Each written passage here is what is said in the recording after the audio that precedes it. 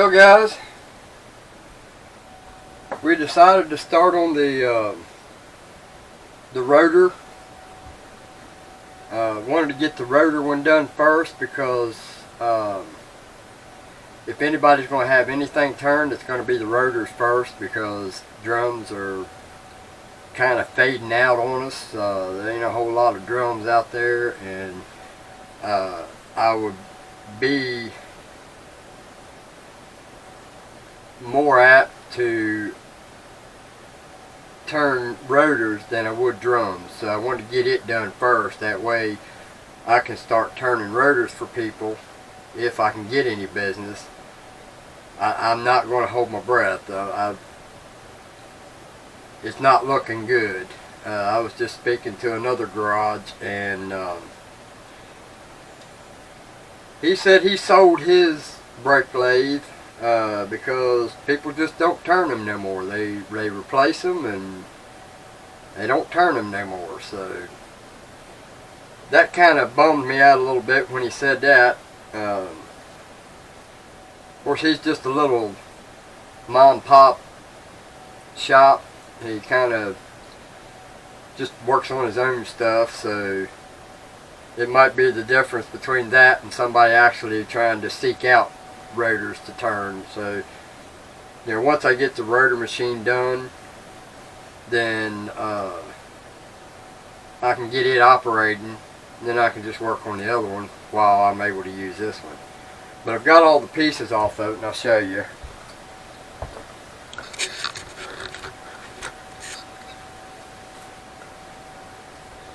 I got all the pieces off of it.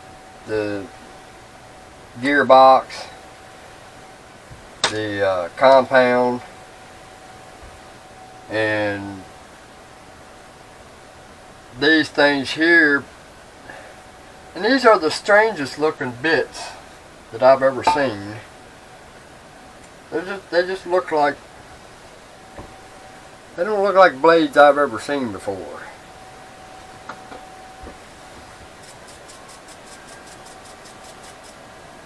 They look kind of flat, so I'm not sure what kind of blade they are.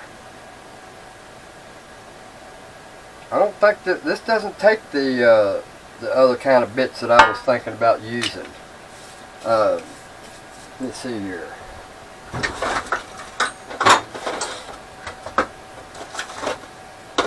So I got these here, and they will fit the drum machine,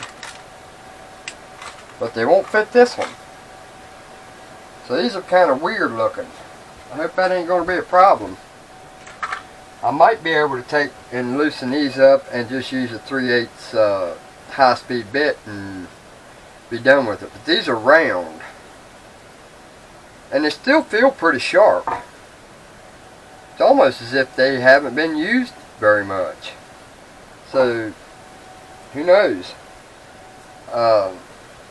If they are dull on this side, which I real seriously doubt it, they look like they're pretty sharp. They feel like they're pretty sharp. Nothing else, I can just take this one out and put it in this one, and this one and put it in this one. That way we're cutting off the other side. But now we're down to where I'm going to be cleaning these up, and because I don't have any orange citrus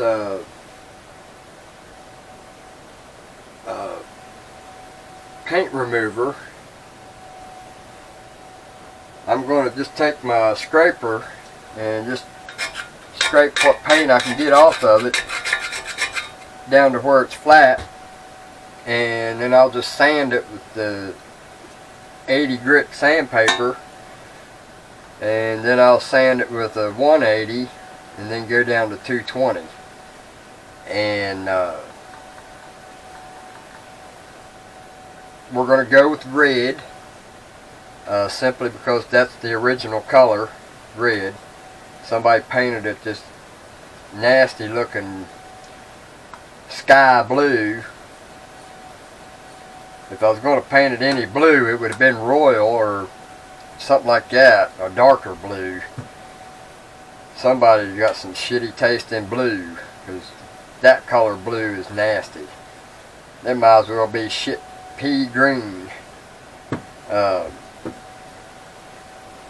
thought about going gray, but I don't know. I think I want to go ahead and make it red, back to its original color.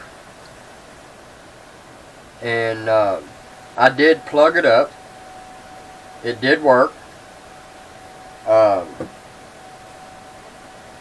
The cross slide didn't work, so I know the motor was working, but I don't think the lead screw was working for some reason.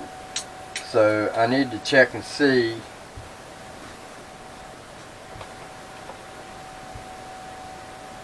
Let's see here.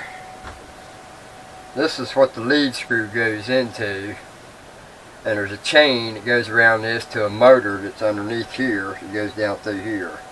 So that sets right there just like that, and here is your lead screw. And it wasn't working for some reason, so I don't see any reason why it wouldn't have worked. But somebody's really boogered the hell out of that damn thing. And the good part about this, I can make that lead screw, because I am almost certain that that is a thread that I can go buy. So I can go buy a bolt that has a long shank on it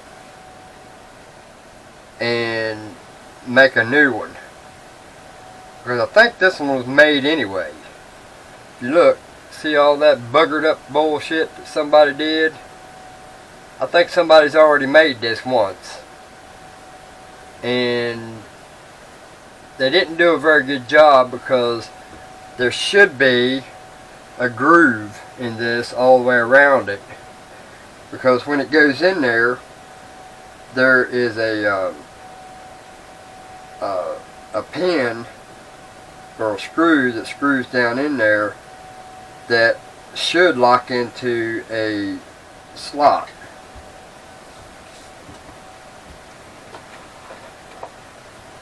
This is how it was, just like so, like that.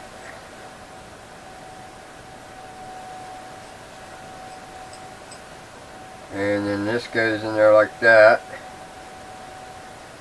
and then this goes in there like that.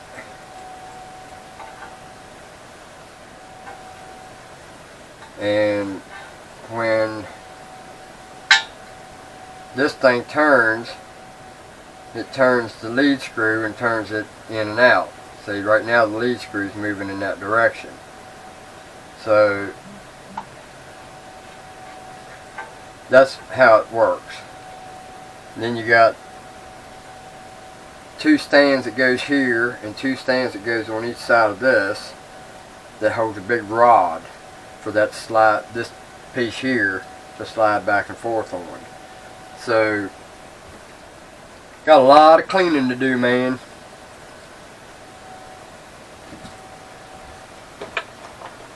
A lot of cleaning. And I'm hoping I can make that lead screw.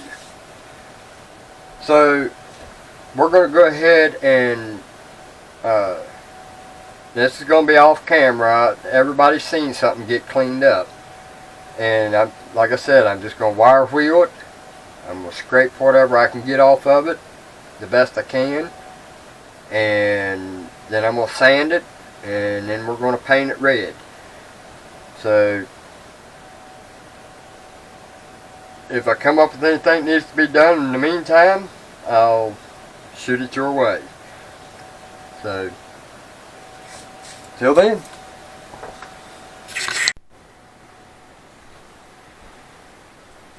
Well, guys, this is how far we've gotten so far.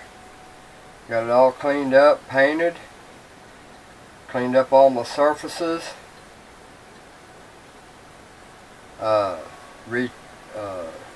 chased all my threads.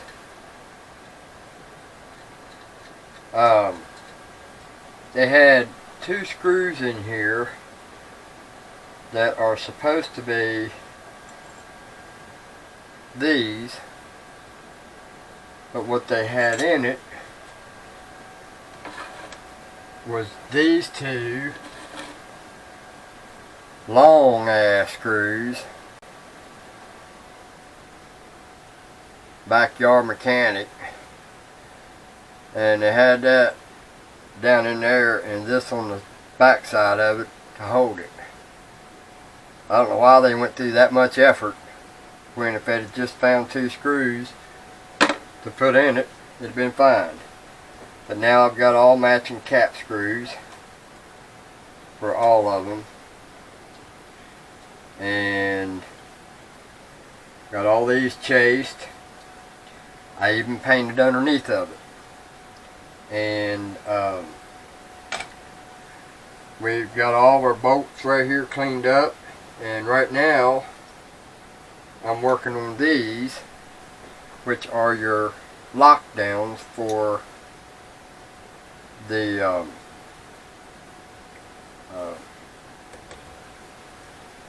I don't know what you call it, tool holder. And there's just no way I can do that that's going to make that look as good as I'd like for it to look. So I decided a plan. I'll show you what I got going on here.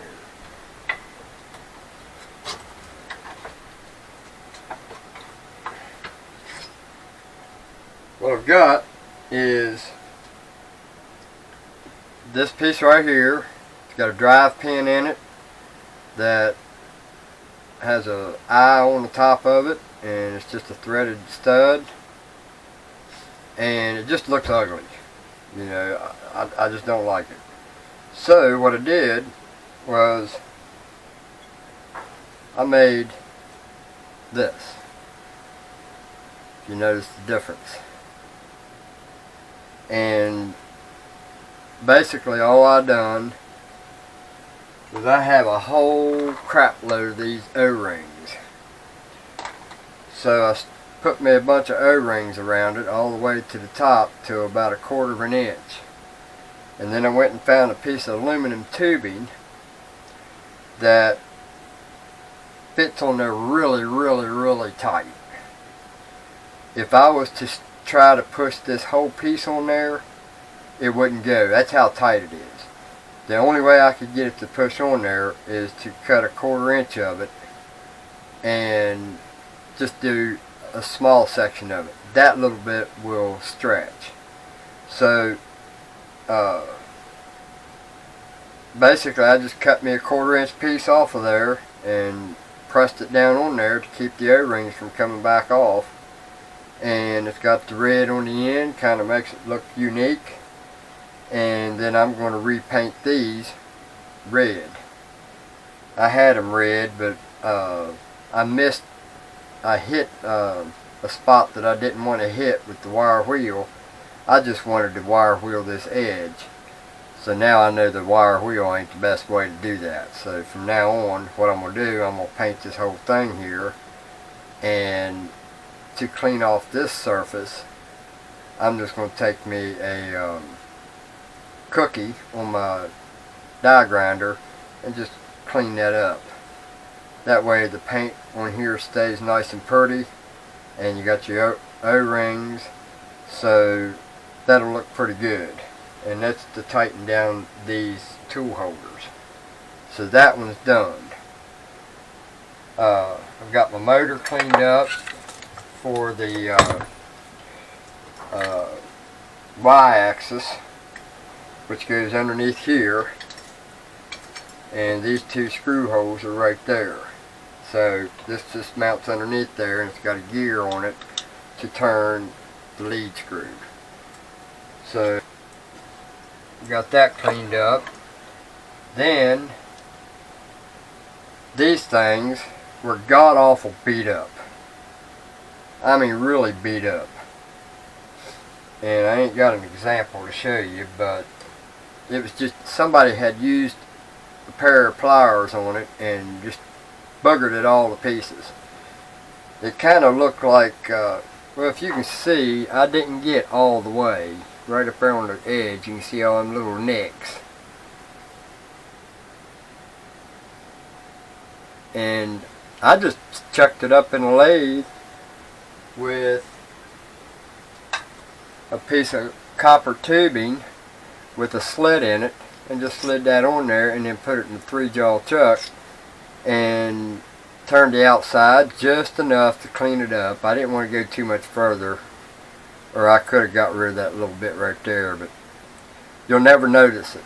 And then I faced it, and I did both of them that way, and I think they turned out pretty nice. Alright, then I just wire wheeled these. This is for the top of the what do you call it? I guess you'd call that the compound, wouldn't you? That slides back and forth on this. So I cleaned that up, and then this one goes to, or no, wait a minute, this one goes here, this one goes to the tailstock, I guess, to lock the tailstock. So far the only thing I've had to do was make 2 cap screws. The only difference between them is one has a little shank on it and the other one don't. You'll never know it when it's on it.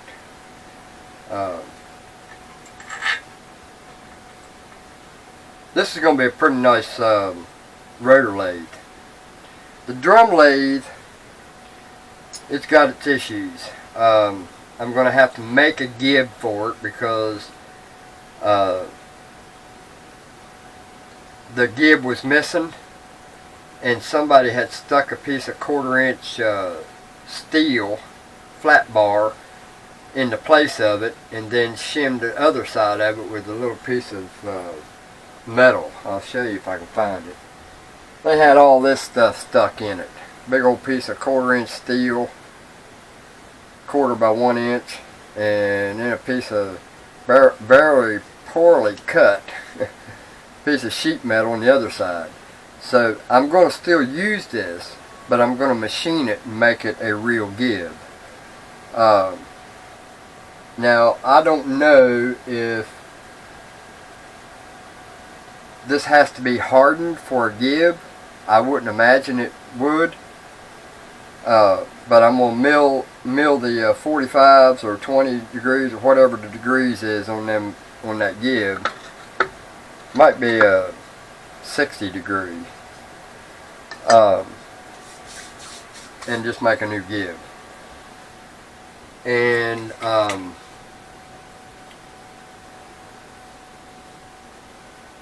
that one's going to be the last one I do. I'm doing one at a time. That way I don't get the 2 parts mixed up and get all crazy. So now the only thing I've got left to clean up is the shaft that goes in it that holds the rotors, the gearbox, the tailstock, and the cross slide. So that'll be tomorrow. We'll clean them up, and I just wanted to give you guys a good look at this, and this will end. Well, wait a minute, I got one more thing here. They had a this is steel, this handle was, and it's pressed in there. Basically I just took this out, masked that part that goes inside the aluminum, and hung it up with a hanger and painted it, and then just pressed it back in there. Well, they had this one on the front here, and then they had, if I can find it here, anyway, had to search for it. Anyway, this one didn't have no hole or a handle on it. Well, this one they had on the tailstock. Well, I wanted them to match, So in order to make a match, I went over and took the other one off of the drum machine, and I'm going to use it on this one because it's got a handle like this. So these two will match now. And then this one, I'm going to have to make a handle or knob and drill this out and make another knob. The reason I went ahead and switched them was because I want this one complete and done. So I'm going to have to make this handle, and hopefully I get it right. I don't know how I'm going to do that.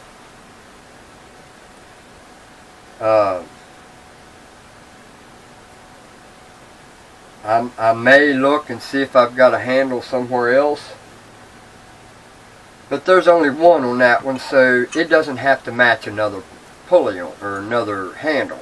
So this one will work fine on the drum lathe. So I'm just glad it works. It fired up. I heard the motor. It sounded pretty decent. It needs cleaned up too. And I think this is going to be a pretty nice setup. So this one here I'm probably going to put right there beside the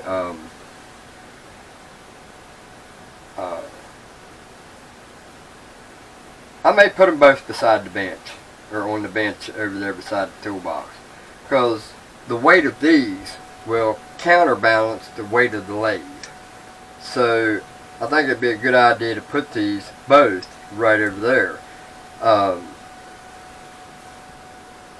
We'll see how that's going to work out. They're kind of awkward how they're set up. We'll just see how it works. That one's going to be a pain in the butt to get apart because I still haven't figured out how to get the motor bracket off. But anyway, I'm going to count this as part one of the Atlas brake lathe.